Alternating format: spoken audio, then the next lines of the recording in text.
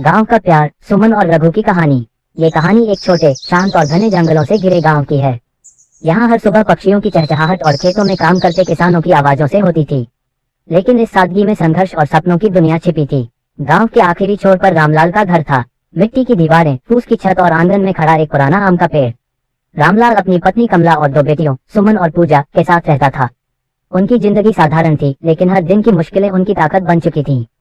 सुमन 16 साल की लड़की, सीधी सादी और मेहनती थी। वह अपनी माँ का हाथ बढ़ाती और छोटी बहन पूजा की देखभाल करती। पूजा 12 साल की थी और अपनी चंचलता से पूरे घर को सर पर उठा लेती। गांव में एक और लड़का था, रघु। 18 साल का ये लड़का अपनी माँ और बहन का सहारा था। उसके पिता का देहांत कुछ साल पहले हो चुका था और अब पूरे परिवार की जिम्मेदारी उसी के कंधों पर थी। वह दिन रात मेहनत करता, खेतों में काम करता, मजदूरी करता और जो भी काम मिलता उसे कर लेता। रघु और सुमन एक दूसरे को गांव के मेलों और खेतों में देखा करते थे, लेकिन उनके बीच कोई बातचीत नहीं हुई थी। एक दिन रामलाल जंगल में लकड़ी काटने गया और सुमन को अपने साथ ले गया। जंगल के पास बहता एक सुंदर झरना था। सुमन वहां पानी भरने गई। तभी वहां रघु आया। वह खेतों से लौट रहा था और झरने का ठंडा पानी पीने के लिए रुका। राम राम काका, रघु ने रामलाल को अभिवादन किया। राम राम बेटा, यहाँ कैसे? बस खेत से लौट रहा था, पानी पीने रुका हूँ। सुमन चुपचाप खड़ी थी।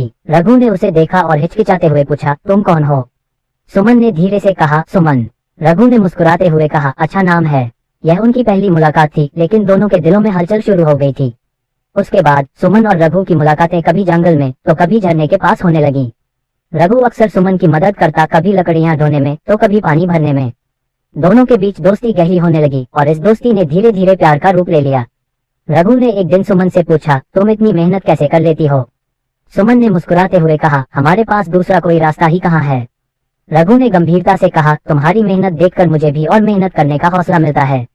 कुछ दिन बाद सुमन अपनी छोटी बहन पूजा के साथ झरने के पास पानी भरने गई। वहां रघु पहले से मौजूद था। उसने सुमन को देखते ही कहा, अरे फिर से मिल गए। सुमन ने हल्की मुस्कान दी और पूजा के साथ पानी भरने लगी। रघु पास आकर बोला, आप लोग रोज यहाँ आती हैं?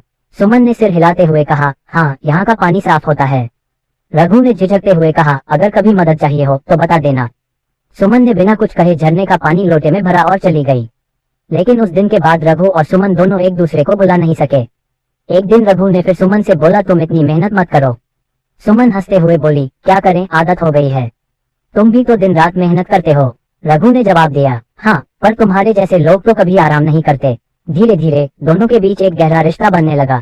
रघु को सुमन की सादगी और मेहनत पसंद आने लगी और सुमन को रघु की ईमानदारी और लगन। लेकिन इस प्यार की खबर धीरे धीरे रामलाल तक पहुंच गई। एक दिन उसने सुमन को डांटते हुए पूछा, ये रघु से तुम इतनी बातें क्यों करती हो? सुमन ने डरते हुए कहा, पिताजी, वह अच्छा लड़का है, वह बस मदद करता है।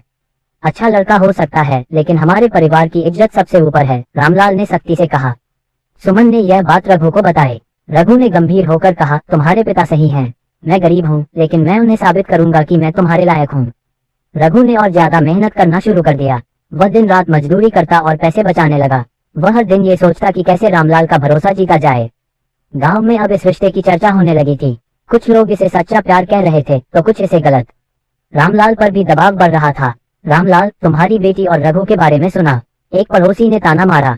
रामलाल ने गुस्से में कहा, मुझे सब पता है, मैं अपनी बेटी की इज्जत का ख्याल खुद रखूंगा।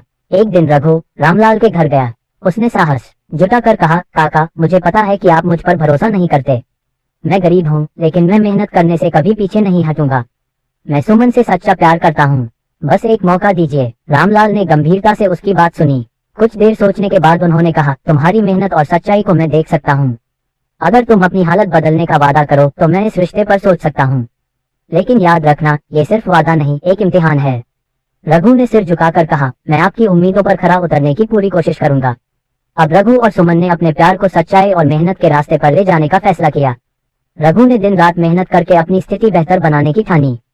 सुमन ने अपने पिता को यह विश्वास दिलाया कि उनका प्यार किसी के सम्मान को ठेस नहीं पहुंचाएगा।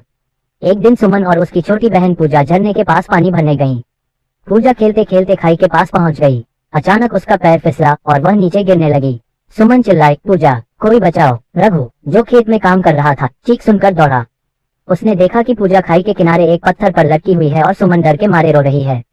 डरो मत सुमन, मैं पूजा को बचा लूंगा। उसने पास की बेल उठाई और खुद को उससे बांध लिया।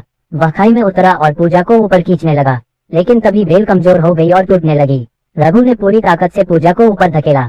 सुमन ने उसे पकड़ लिया, लेकिन इस प्रक्रिया में रघु खुद खाई में गिरने लगा। खाई के बीच एक झुका हुआ पेड़ था और रघु उस पर गिर गया। उसकी पीठ और हाथों में गहरी चोटें आईं। सुमन ने गांव वालों को बुलाया। उन्होंने रस्सी की मदद से रघु को बाहर निकाला। रघु बेहोश हो गया था। उसे तुरंत वैद्य के पास ले जाया गया। सुमन ने उसकी देखभाल की और लगातार उसके लिए प्रार्थना करती रही। जब रामलाल को पता चला कि रघु ने अपनी जान पर खेलकर उसकी बेटियों को बचाया है, तो उसका दिल पिघल गया। उसने सुमन से कहा, रघु ने साबित कर दिया कि वह सच्चा इंसान है। मैं उसे अपने दामाद के रूप में स्वीकार करने को तैयार हूँ। पूजा ने बताया कि उसे ऐसा महसूस हुआ कि किसी ने उसे धक्का दिया था। सुमन और रघु ने तय किया कि वे जंगल के इस रहस्य को सुलझाएंगे।